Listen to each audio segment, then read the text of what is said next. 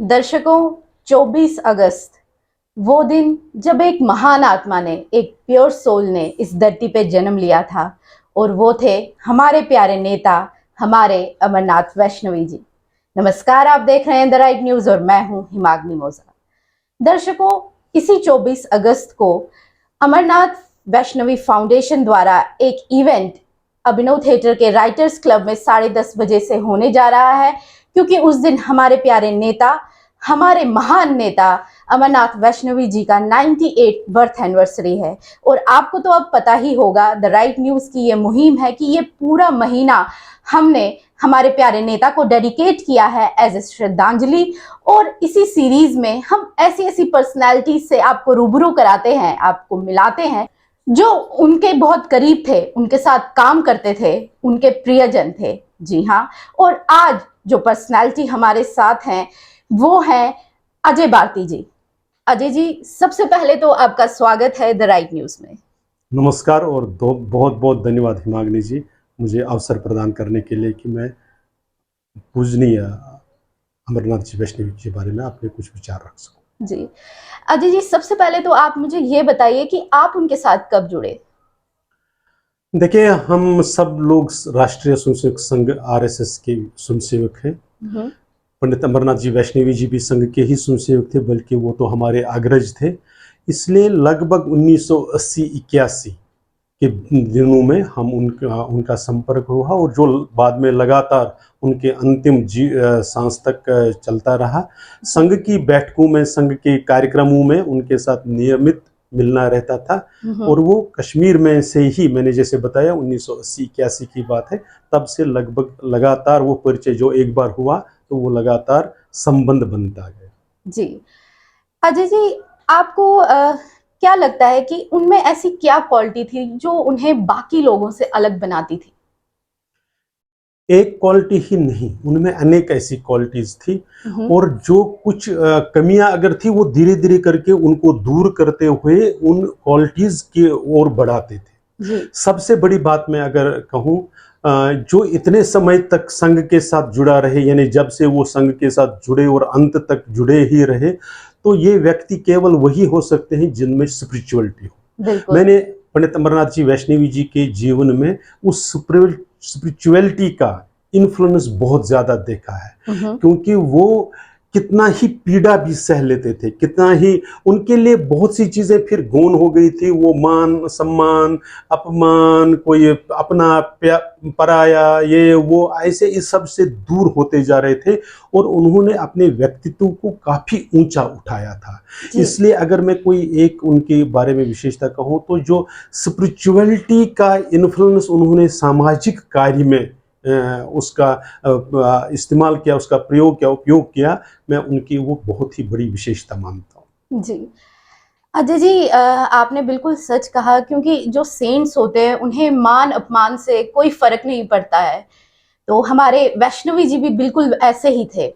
बात करें उनके विजन की, कभी वो आपसे शेयर करते थे अपना विजन, उनका विजन जो कश्मीरी पंडित बच्चों के लिए कैसा था, या क्या वो चाहते थे और वो अपनी कम्युनिटी के लिए करें।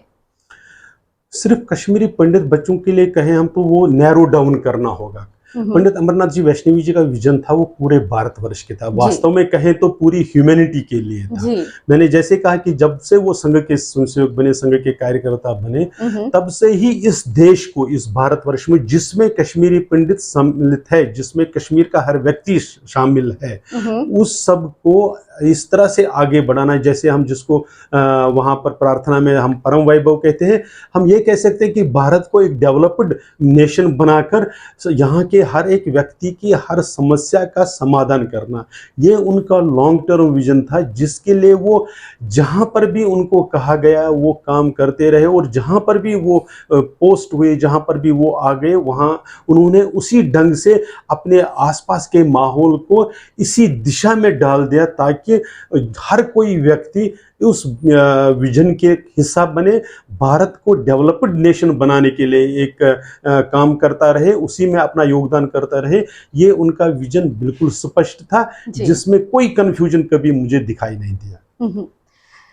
विजय जी, अगर उनकी एक क्वालिटी हमें अपने अंदर समाहित करनी हो, आपको क्या लगता है हमें हमें या हमारे कम्युनिटी के बच्चों को उनकी क्या क्वालिटी है जो अपने अंदर समाहित करनी चाहिए?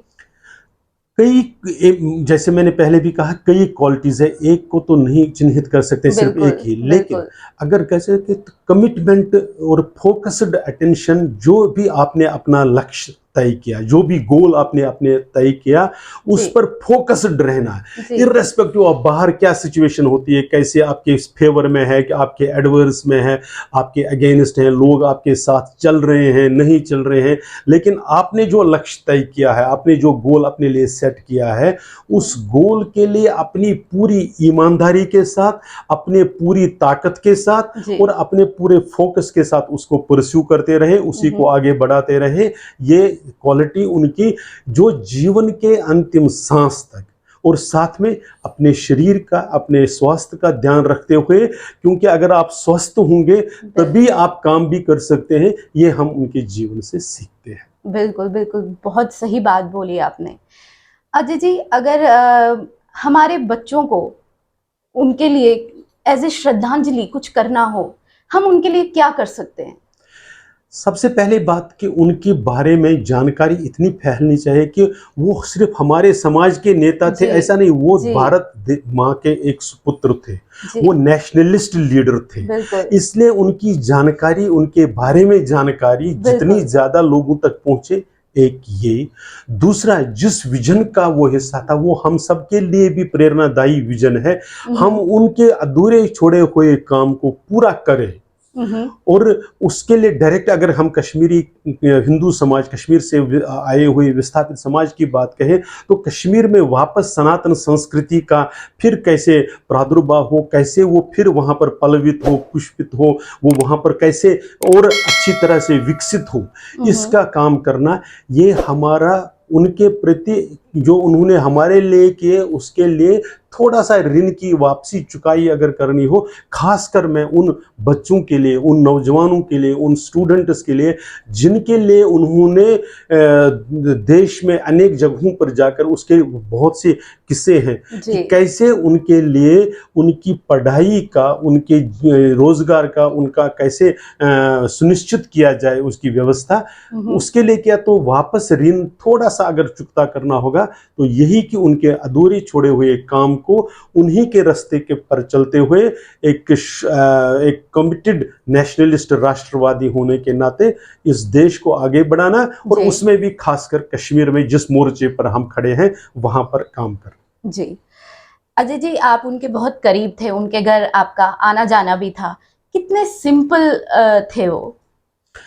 उनके घर के बारे में मैं दो चीजें कहूंगा। एक जी, तो जीवन तो बहुत ही सादगी, हम जानते हैं कि उनका एकदम निकट परिवार, यानी उनके वो नहीं था, तो वो जहाँ रहते थे एक छोटा सा कमरा बख्शीनगर में, जो जहाँ पर वो रहते थे, इतना सादगी भरा जीवन, इतने बड़े व्यक्तित्व के लिए इतना सादगी भरा जीवन, ये बहुत ही दुर्लभ देखने को मिलता है, बहुत कम देखने को मिलता है। लेकिन उनके घर में मुझे एक चीज़ जो बहुत ही कभी भी मैं नहीं भूल पाता हूँ, उनके यहाँ पर महाराजा दलीप सिंह का फोटो था। हम अच्छा, सबको मालूम है कि महाराजा दलीप सिंह जी महाराजा रंजीत सिंह जी के पुत्र थे, जी। और उनको अंग्रेजों ने महाराजा से छीन लिया था। बहुत ही बचपन में उनको पंजाब से अलग करके लंदन ले गए थे उनको पढ़ाई करने के हुँ, हुँ। लिए। लेकिन ये पंडित अमरनाथ जी वैष्णवी जी के चरित्र को दर्शाती हुई ये है कि वो मानते थे कि दिलीप, क्योंकि बहुत से लोग दिलीप सिंह जी के बारे में अनेक प्रकार की बातें करते हैं, जी। लेकिन वो उनको देशभक्त मानते थे, और मानते थे कि वो इनोसेंट थे, क्योंकि उनके उनकी परवरिश जिस ढंग से कराई गई, जिस साजिश के जी, वो शिकार जी, हुए, जी, जी, जी। उसके लिए वो उनके जैसे व्यक्ति को भी हीरो मानते थे, और उनकी प्रेरणा उनको मिलती थी कि भाई ऐसी कठिन परिस्थितियों में भी हुँ, हुँ। आपको काम करते रहना चाहिए। इस प्रकार से जो उनके घर में जो थोड़े चित्र जिनको मैं देखता हूं, उनमें से जो बहुत ही मेमोरेबल था वो था दिलीप सिंह जी का फोटो। वाह! ये और उनके जीवन की सादगी, हुँ, ये हुँ। बहुत ही अगर देखें तो हम टोटल प्रॉपर्टी के नाम पर एक बैग था, और जो पेंशन आती थी वो समाज के कामों में खर्च हाँ, करने के वाह! लिए, क्या ये बात है। उनकी प्रॉपर्टी थी। जी। क्या आपने अपने बच्चों को बताया है इनके बारे में? निश्चित रूप से बिल्कुल बताया है। तो क्या आपने अपने बच्चों को कैसे बताया है, और जब आप पीछे मेमोरी में जाते हैं तो कैसे याद रखते हैं आप अमरनाथ वैष्णवी जैसे नेता को? देखिए, हम भी लगातार काम में हैं। जी हम अभी काम से रिटायर नहीं हुए, ना जी टायर्ड है ना रिटायर्ड है। जी तो काम में जब ऐसे अनेक पहलू आते हैं, जब उनकी जैसे नेता की याद आती है। जी सबसे बड़ी बात आज के युग में, आज के टाइम में हमारे समाज में अगर एक एब्सेंस हम बहुत ज़बरदस्त तरीके से फील करते हैं, वो है एक फादरली फिगर का, बिल्कुल। एक ऐसे व्यक्तित्व का जिसके लिए सबके पास सिर्फ सम्मान हो, और जिन्होंने अपने जीवन को इस ढंग से बदला हो कि सब उनको अपने मानते हैं और वो सबको अपना मानते हैं, जी ये जानते हुए भी कि बहुत से लोग उनके लिए अच्छा भाव नहीं रखते हैं, जी उसके बाद भी वो उनके पास जाते थे, उनको अपनी बिल्कुल अपनों की तरह उनके साथ प्यार करते थे, उनके साथ व्यवहार करते थे। जी जब हम काम करते करते लोगों के पास जाते हैं, मिलने चाहते हैं, तो हम उस द्वैत से अभी ऊपर नहीं उठ पा रहे हैं, और ऐसे में जब हम किसी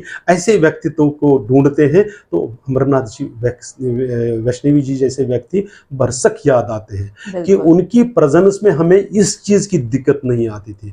उनके कितने किसे सिर्फ कश्मीरी हिंदू समाज नहीं, मुझे याद है कि पूर्व हमारे प्रधानमंत्री श्रीमान अटल बिहारी वाजपेयी जी उनको कैसे व्यक्तिगत तौर से पहचानते थे जी और दूर से पहचानते थे। मुझे याद है कि हमने एक कार्यक्रम के लिए उनको आमंत्रित किया था, शाम 92 का यहाँ पर हो रहा था, तो हम अटल जी के जो रेजिडेंस थी 6 राइसना रोड, वहाँ पर 9:30 बजे लगभग रात के पहुँचे।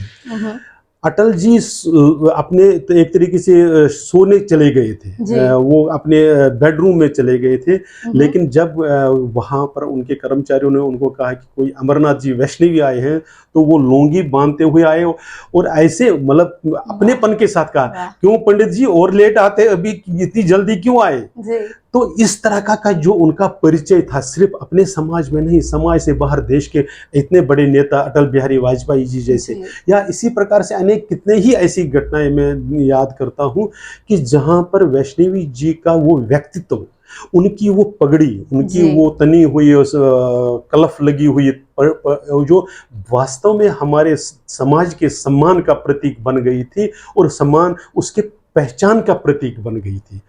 हम आज हर कदम पर बार बार उसको मिस करते हैं, इसलिए वैष्णवी जी बार बार याद आते हैं। बिल्कुल बिल्कुल। शुक्रिया अपना इतना कीमती समय देने के लिए और हमें बताने के लिए कि कितने महान शख्सियत थे ये, ना कि सिर्फ हम प्रदेश में बल्कि देश में भी जो है उनका नाम एक शान से, एक अदब से लिया जाता था। बहुत बहुत धन्यवाद हिमाग्नि जी, और मैं टीआरएन को और आपकी पूरी टीम को बहुत बहुत बधाई देता हूं कि आपने पंडित अमरनाथ जी वैष्णवी जी को स्मरण करने का, उनको याद करने का और अगली पीढ़ी तक उनके बारे में जानकारी पहुंचाने का ऐसा माध्यम चुना। आप सब लोग बधाई के पात्र हैं। शुक्रिया। तो दर्शकों, ये थे अजय भारती जी, जिन्होंने आज फिर हमें थोड़ा और बताया, हमें जानने का और मौका मिला कि हमारे जो नेताजी थे वो कैसे थे, कितनी महान शख्सियत थे, ना कि प्रदेश में बल्कि देश में भी उनका नाम फैला हुआ था। ऐसे ही आगे आपको और पर्सनालिटीज से मिलाते रहेंगे। तब तक के लिए मुझे और मेरी वीडियो जर्नलिस्ट प्रिया भट्ट को दीजिए इजाजत। बने रहे द राइट न्यूज के साथ। लाइक कीजिए, सब्सक्राइब कीजिए, शेयर कीजिए, और आखिर में एक बात, जयकारा हर हर महादेव।